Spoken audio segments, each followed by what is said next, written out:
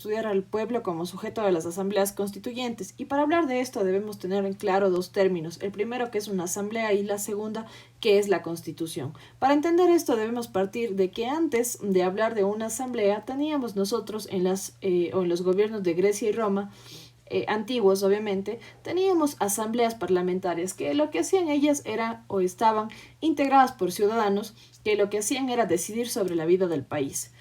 Esto de aquí da paso de cierta manera a que en Francia años después se instaure la Asamblea Nacional. Las asambleas nacionales constituyentes nacen de una crisis generada por temas económicos. En Francia de 1789, la crisis económica derivada de las sequías y también de las malas cosechas, habían logrado o habían llegado a un punto en el cual generaron una miseria muy grande en la población. Los nobles pugnaban por el cobro de más impuestos al pueblo para obviamente mantener su estatus económico, mientras que el rey buscaba soluciones. El rey de la época convocó entonces a los tres estados generales que estaban integrados por el clero, la nobleza y la burguesía para hacer reformas que obviamente lleguen a generar esta tranquilidad y que lleguen a generar leyes que sean de beneficio. Esto recibió una total oposición por parte del clero y de la nobleza, ya que la burguesía representaba a la clase media y el pueblo, y obviamente representaba a la mayoría de la población. Ellos lo que buscaban era un cambio. A la reunión de los estados, entonces, desde esta época se la llamó como Asamblea Nacional. Era una instancia de poder político integrada por los representantes de la sociedad francesa, que estaba organizada en 3 estados, donde cada uno tenía un voto. El número de representantes de cada estado variaba, siendo la burguesía la que tenía más participantes. El clero y la nobleza se oponían a toda reforma, mientras que la burguesía, que representaba las clases medias y populares, pugnaba por las reformas y por la democratización del poder. Luego, también de esto o de que se haya generado esta asamblea, se pasó a llamar Asamblea Nacional Constituyente y fue reconocida por el pueblo como la única autoridad. De esta manera hasta derrumbó al sistema monárquico. Entonces, cuando hablamos o cómo podemos hacer un resumen, primero que se da en el año de 1789, cuando se convocó a los 3 estados generales, el que tenía mayor representación era la burguesía, ya que representaba a las clases medias y también a las clases populares. Y después de estas asambleas, que luego pasaron a llamarse Asambleas Nacionales Constituyentes, se derrumbó o se acabó con el poder monárquico. Entonces, la pregunta es, ¿qué es una asamblea? ¿Qué puede ser considerada una asamblea? ¿Y en qué momentos se puede hablar de la misma? Debemos decir que entonces la asamblea es la reunión de los representantes de un colectivo para tomar decisiones en conjunto. El poder ya no recae en una persona, sino que se diversifica. Cuando esta asamblea tiene como fin político orientar los destinos de un país, se denomina Asamblea Nacional y tiene por objetivo dictar leyes que regulen la vida de la sociedad entre las personas y entre ellas, y también sus gobernantes. La máxima ley de un país es la Constitución, y cuando se va a crear esta ley, la Asamblea Nacional pasa a llamarse además constituyente. Entonces, nosotros hablamos de que tenemos una Asamblea Nacional, pero al momento de realizar o de cambiar o de que nos encontramos ante reformas, estamos hablando de una Asamblea Nacional Constituyente. El modelo francés junto al estadounidense pues sirvieron de inspiración para que las colonias americanas busquen terminar con el poder de las monarquías europeas y de esta manera logren independizarse. Ahora, la Asamblea Constituyente como generadores de instituciones políticas. Vamos a entender y vamos a comprender que cuando un país necesita o cuando un país se funda como un Estado, debe cambiar el rumbo de la manera en la que estaba llevándose y debe elaborar o se debe diseñar una constitución en el que se elabore o en el que quien tenga el poder sea el pueblo. El poder constituye lo que concibió este pensador que ustedes lo ven aquí, que es un francés, que se llama Sieyès, en el que dice que la potestad que tiene el pueblo de constituir un Estado y de darle la organización jurídica y política que más le convenga. ¿Qué quiere decir? Que el pueblo es el que debe decidir cuál es la organización, tanto jurídica como política.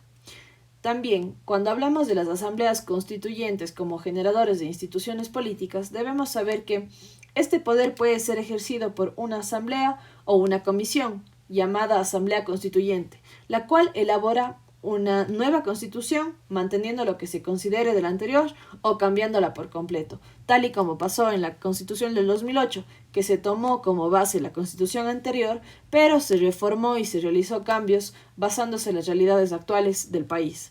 La Constitución estructura un Estado, lo crea, lo inventa, y al ser la ley máxima también adquiere la categoría de suprema.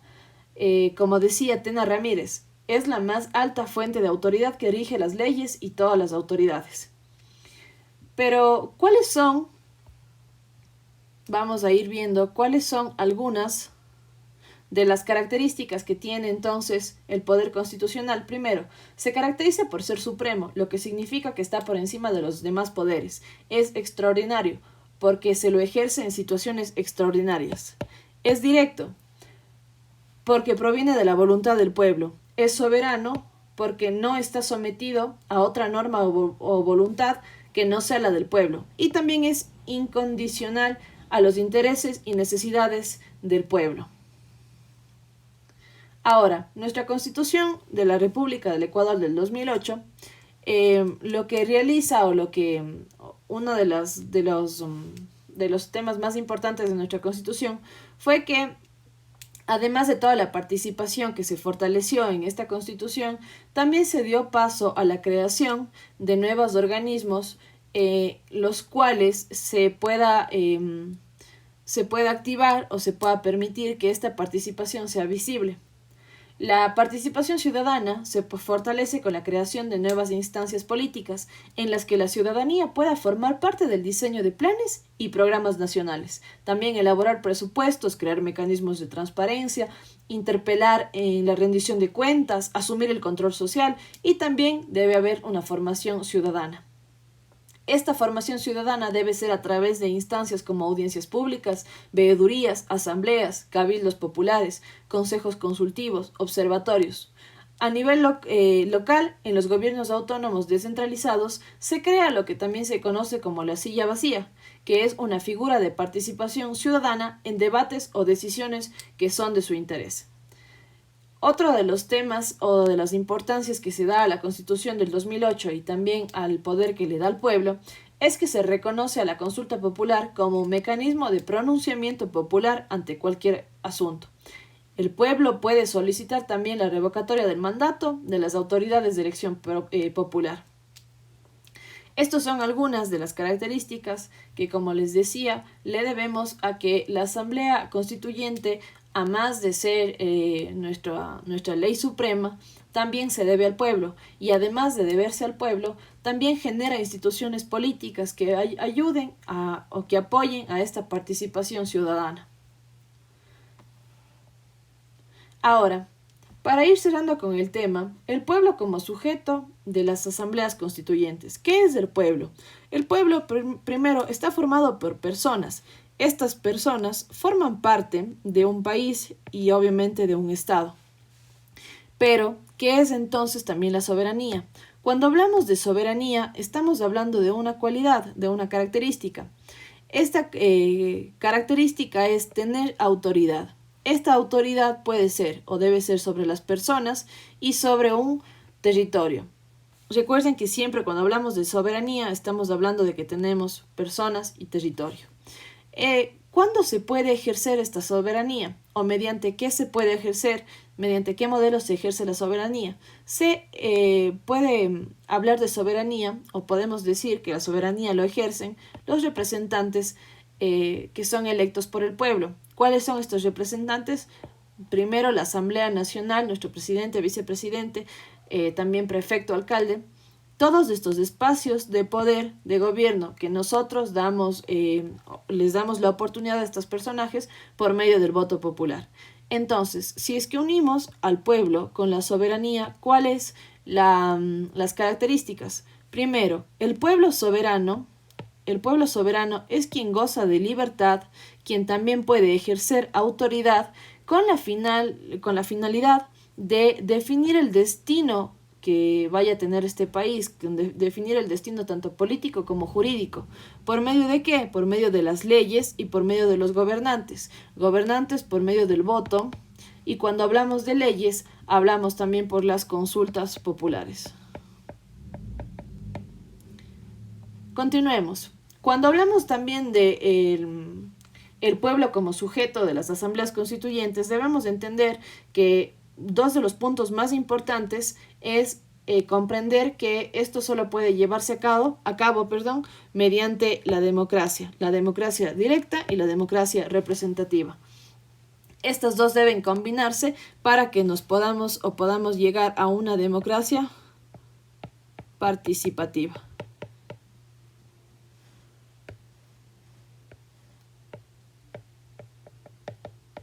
que sería la unión de estas dos.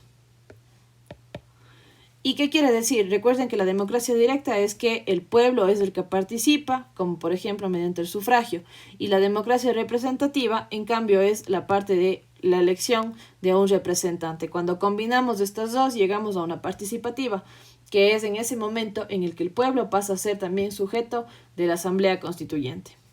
Ahora, para entender también esto es necesario comprender qué es entonces una Asamblea Nacional y también en qué momento podemos hablar de soberanía.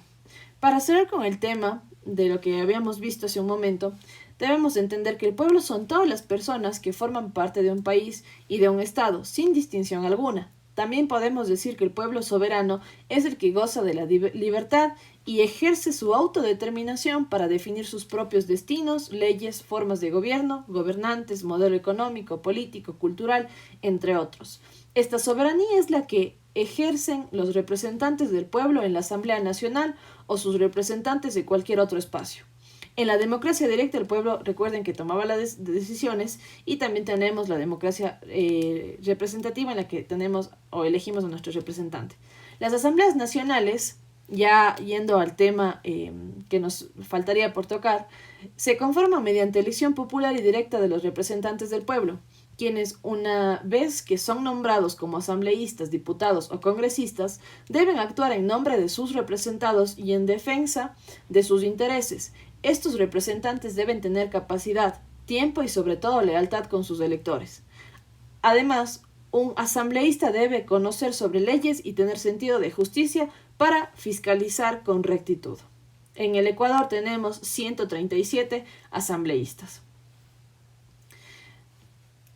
Entonces, repitamos, la Asamblea Nacional está compuesta o se forma mediante la elección, que es popular y que también es directa. Popular porque lo elige el pueblo y directa porque cada uno de nosotros tiene la libertad de elegir a su asambleísta.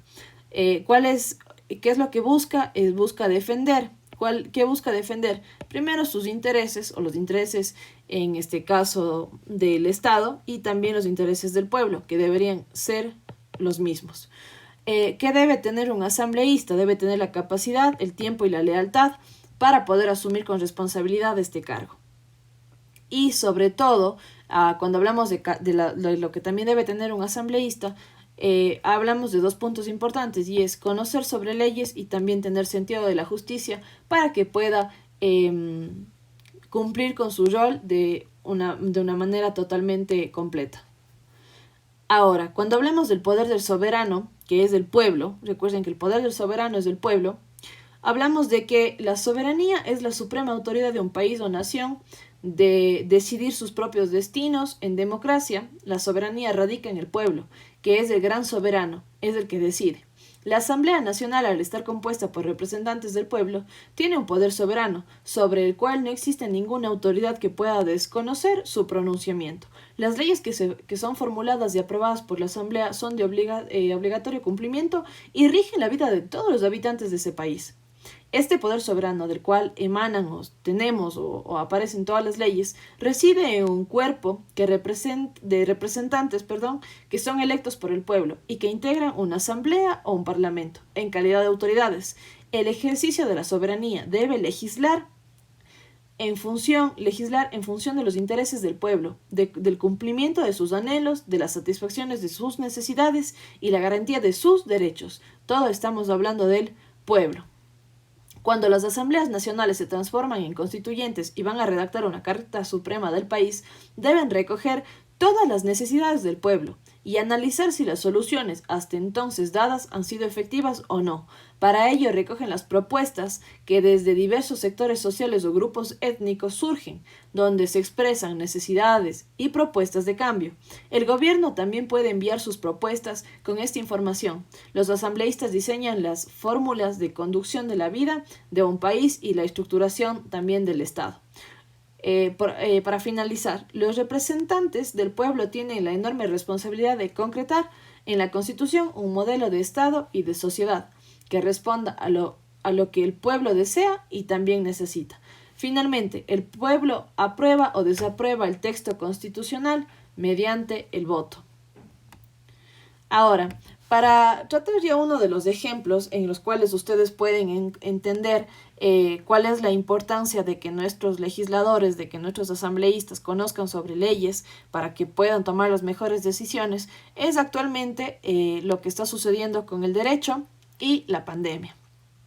Las pandemias, las endemias, tienen consecuencias. Las consecuencias pueden ser sociales, políticas, económicas. La diferencia está en el impacto que la misma pueda tener, para lo cual en este caso el Estado debe tener o debe garantizar que se cumplan los derechos de las personas y pues uno de los papeles fundamentales de la Asamblea es también vigilar que estas leyes se cumplan, que estos derechos también sean respetados, no solamente por parte del pueblo, sino también por parte de las autoridades. No todas las disimilitudes son atribuibles a las decisiones de política pública. Existen también instituciones formales y también informales, en las que se toman decisiones cruciales sobre lo que pueden ser prácticas culturales y también normativas. Las normativas, recuerden que son legales y siempre las atribuimos a la Asamblea Nacional. Entonces, ¿cómo debemos de enfrentar o cuál debe ser el papel del Estado ante esta situación? Tenemos el después y el durante. Debemos tener primero una soberanía ante la crisis que estemos atravesando. Después, debemos hacer un balance de las respuestas, tanto en la parte sanitaria como también en la económica, en lo cultural, en lo social. Y durante, debemos fortalecer y dar salida y dar una solución al problema con acciones colectivas e inmediatas. Entonces, debemos nosotros, en la medida de lo posible, generar cobertura y también reformas sanitarias que apoyen a los cambios y que apoyen a evitar la vulneración de los derechos.